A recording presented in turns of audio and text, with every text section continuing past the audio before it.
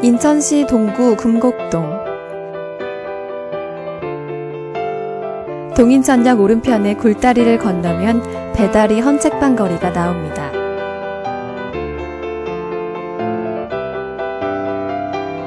한때 쇠락을 거듭하며 젊은이들의 문화 공간으로 자리매김했던 이곳은 예전처럼 사람이 많지 않아 점점 길을 잃고 말았는데요. 그렇게 일부 남아있던 헌책방들도 속속 문을 닫았습니다.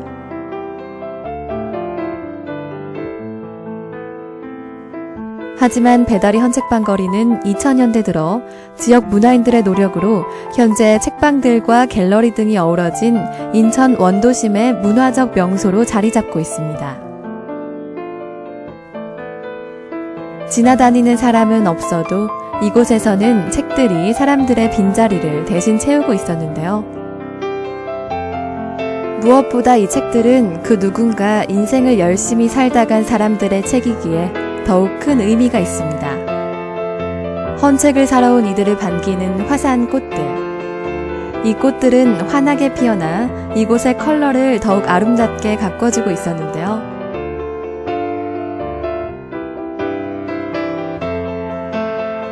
살아있는 글들이 춤을 추며 사람들과 어울려 친구를 맺는 이곳에선 오랜 전통을 이어가며 40년째 헌책방을 운영하시는 분도 계십니다.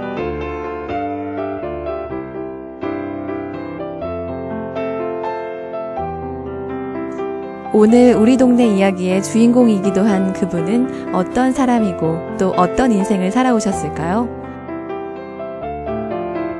참 궁금해지는데요.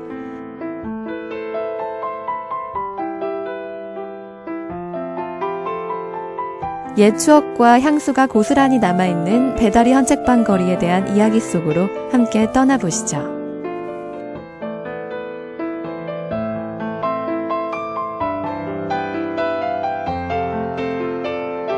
여기서 장사하는 저요? 저희는 한 40년 돼갑니다. 어떻게 하시다가 선생님께서는 이런 헌책방을 하시게 되신 거예요? 아니, 저는 원래 책을 좋아했어요.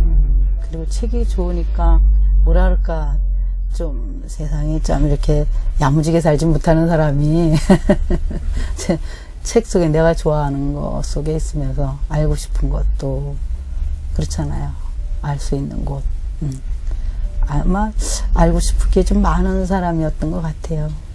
그래서 그런 거 저런 거, 그 현실도 그렇고요. 뭘 해야지 또 먹고 사는 사람이고 하다 보니까. 배달이라는 게 어떤 뜻인가요? 글쎄요, 헌책방 골목이 배달이라는 게 아니고, 원래 여기 배달이라는 곳은 큰 시장이었기 때문에, 시장 근처에 그 생겨난 어떤 그런, 여기가 이제 큰 시장 옆골목이었죠.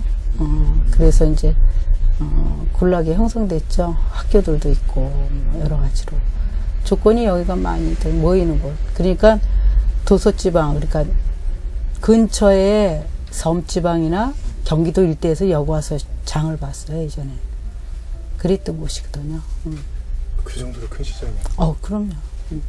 그러니까는 거의 영종도, 강화도 이게 다 옛날에 백길이었잖아요. 거의 하인천 쪽으로 오고, 만석동으로 오고, 백길이 또 교통길이었으니까. 그래서 거의 섬지방 사람은 여기 다 왔고요. 그 다음에 경기도 일대, 평택인 이런 데서도 일로 장을 보러 왔다고. 근데 그러면 여기에 무슨 장이 있었냐면 공산품들이 여기 다 있었거든. 공산품들이. 그러니까 우리나라가 농경사에서 이제 상공사로 가면서 여기가 그 장터의 시작처라고 보시면 될 거예요. 여기서 이제 책방을 하면서 끊임없이 이렇게 들여다보면서 이야기를 듣고 하면 사실은 조봉암 선생님 같은 경우에 제일 선거구였다. 이럴 정도고 또 박경윤 선생님이 여기 와서 48년도 49년대에 와서 사시면서 책방도 했다. 그러면 젊은 안학이 와서 여기 와서 책방을 할 정도라면은 그 시장이 얼마나 활성화된 시장이었는지 우리가 느끼잖아요. 그럴 정도로 움직임이 좀 이제 사람들이 와도 편안하게 정말 벌려놓고 뭔가 내놓고 팔 수 있을 정도였다는 거죠. 그리고 그만큼 물자도 귀한 때고. 방금 박경리 선생님 얘기가 나왔는데 박경리 선생님 얘기 좀 해주세요. 글쎄요, 제가 이제 이렇게 사실은 우리도 책 속에서 뭐 박경리 선생님 토지 그러면 정말 대작을 쓰신 분 이렇게까지밖에 몰랐고 그랬는데 어느 날 이제 책 버리고 갈 것만 남아 홀가분하다라는 그분의 유작 시가 있었어요. 그 시집의 뒤에 보면 1948년도 인천 금곡동에서 사셨다는 표현이 나와요. 우리는 그걸 보고 놀랬죠. 책 속에서 이제 그걸 발견하고 놀랬고, 그래서 이제 찾아가 뵙고, 거길 찾아갔더니 또, 원주에 갔더니 거기에서는 또 희한한 소리가 나오는 게 뭐냐 하면, 박경리 선생님이 배다리에서 헌책 장사를 하셨다. 뭐, 그러니까 우린 더 놀랬고, 사실은, 그냥 살았다라는 것과 장사를 했다라는 건, 여기 사람들을 많이 연립했다라는 거다. 그렇죠? 돈을 주고 받고 물건을 주고 받았다라는 거잖아요. 근데 더군다나 그게 책이었단 말이죠. 그렇다면은 그때 상황이 막 느껴지잖아요. 야, 그럴 정도로 이런 사람들이 많았구나. 예전에 책을 사서 보는 분들이 몇이나 됐겠어요. 그런 시대에 책을 놓고 장사를 하실 정도였다면 여기는 굉장한 사람들이 많이 출래하던 곳이구나라는 표현이 되죠.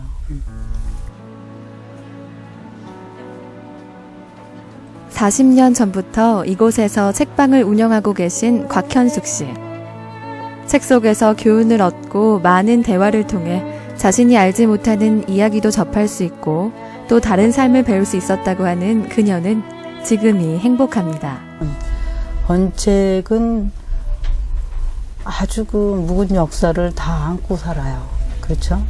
그런데 그것은 많은 것을 알아가면서 알아진 사람들이 그 업을 계속 해나가야지 이렇게 유지가 되는 거죠.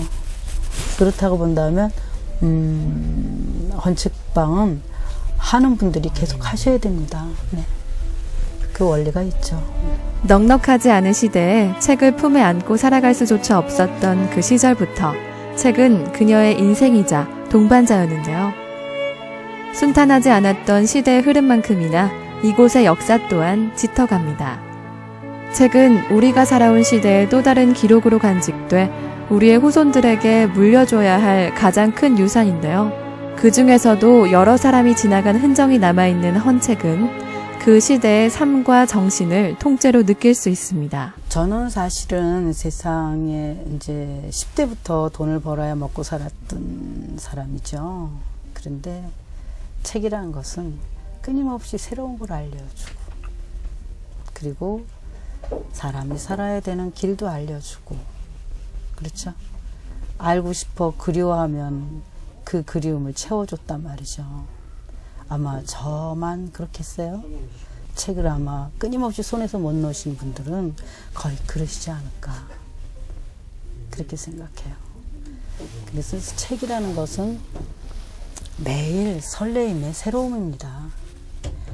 아무리 책을 많이 만져도 어떤 책 하나를 딱 잡아서 이 책을 하나를 딱 폈을 때 여기에서 어떤 내용과 내가 만나는 필이 같이 연결될 때 이때 새로움, 내 안에 찰랑거리는 그 생명이 새로움이 있다고요. 그것이 그리워서 아마 책을 손에 안 놓는 분들이 많으실 겁니다. 네.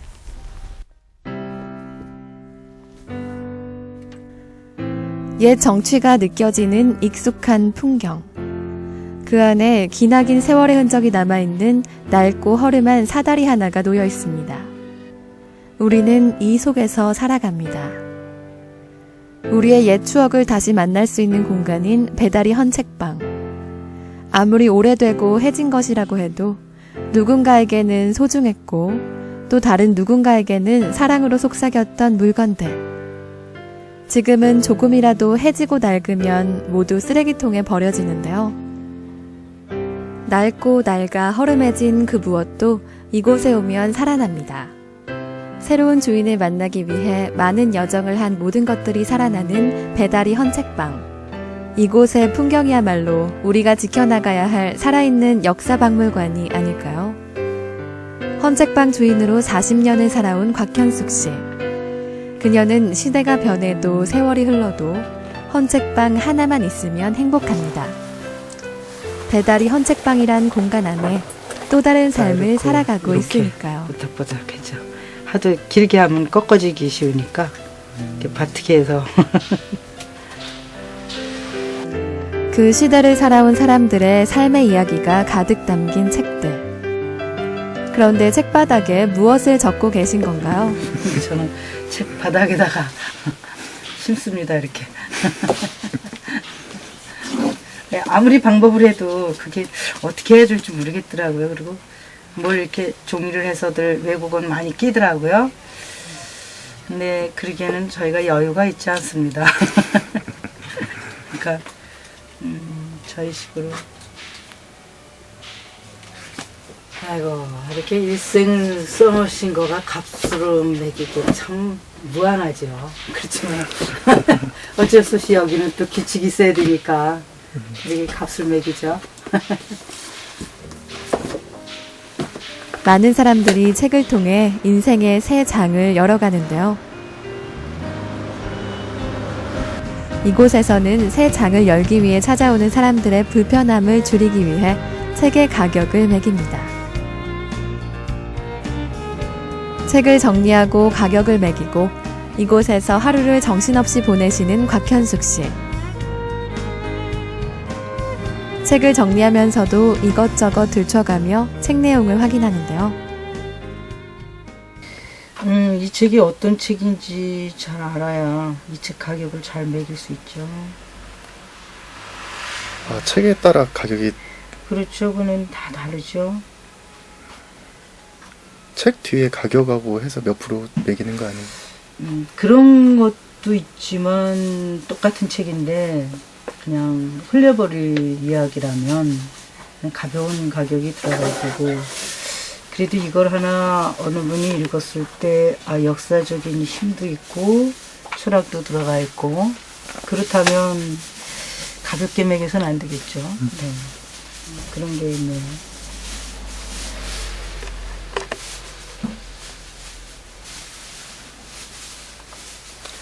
네, 이런 건 제목 자체가 뭔가 끌잖아요. 평상시에 보지 않았던 제목이잖아요. 뭐냐면 이게 우주적인 이야기를 이렇게 한단 말이죠. 보세요. 우리가 보지 못했던 그림과, 그렇죠? 이런 것이 점점 이 책 안으로 가까이 가게 하죠. 우리가 어디서 보기 힘든 그림들이잖아요. 이런 거는 그냥 어떻게 가격을? 네, 이런 책은 뭐 보통 이런 책이 뭐 소설이다 이러면 지금 저기겠지만 이런 책은 이제 조금은 무게 있게 내주죠. 네. 아주 좋은 책이네요. 5천도 싼 거 아니에요? 그러면 싸죠. 5,000원 갖고 어디서 이런 걸 우리가 알겠어요. 사실은 영상으로 된 이야기들도 많지만 이 책이 주는, 활자가 주는 힘은 아주 힘있어요. 글자가 주는 힘.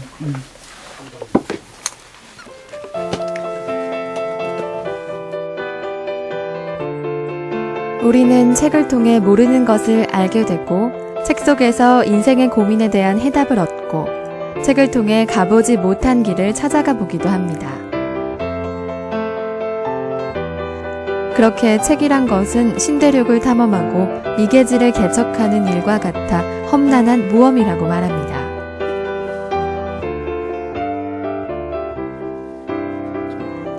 우리는 지금 이런 책을 통해 어느 곳을 여행하고 어느 곳을 개척하고 있을까요?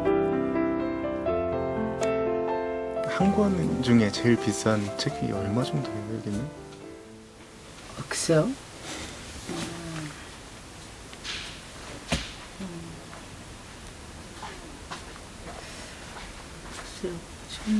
한 권.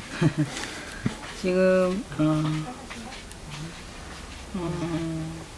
운보 선생 책이 5권짜리가 30만 원 나가는 게 있죠. 네, 그렇고 운보 선생 화집이요. 네, 그리고 한 번에 10만 원 나가는 것도 있어요. 근데 내가 지금 기억을 못해. 그냥 그렇게. 뭐 책값은 그래요. 네. 제일 싼 거는 얼마 정도가? 요즘에는 거의 뭐 2,000원대가 좀 적어졌고요. 3,000원대라고 보시면 돼요. 그렇게 되더라고요. 그게 몇 권 정도 돼요, 이 서점에? 책이? 저희 매장에 나와 있는 거는 저쪽 책방하고 여기하고 하면 아마 7만 권 될 거예요.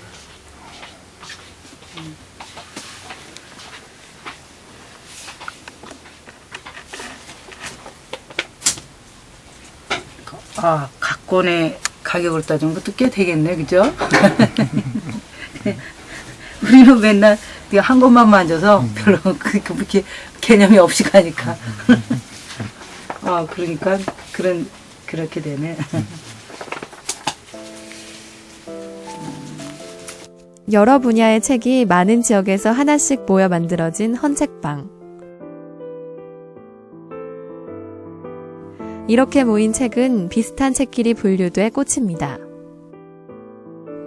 그냥 꽂아도 되는 걸 왜 그렇게 분류하시는 건지 궁금한데요. 책은 웬만한 자기 그 자리가 있습니다. 미술이면 미술, 문학이면 문학, 역사면 역사. 그래서 이제 손님들이 오셔도 몇 번 오신 분들은 다 아시죠. 네. 그러니까 뭐 2-3시간씩 계신 건 보통이에요. 손님들이. 헌책방으로 책을 사러 오신 손님들. 원하는 책을 사기 위해 이리저리 책장을 훑어보시는데요. 책은담이라는 책 속에는 이런 말이 있습니다. 높은 곳에 오르면 마음이 밝아지고 맑은 냇물에 몸을 적시면 속세를 떠난 것 같으며 눈 오는 밤 독서에 잠기면 기쁨과 즐거움이 가득 찬다. 이런 취미가 곧 인생의 참다운 모습이다. 사진에 대한 책 공부예요. 내가 사진을 찍으니까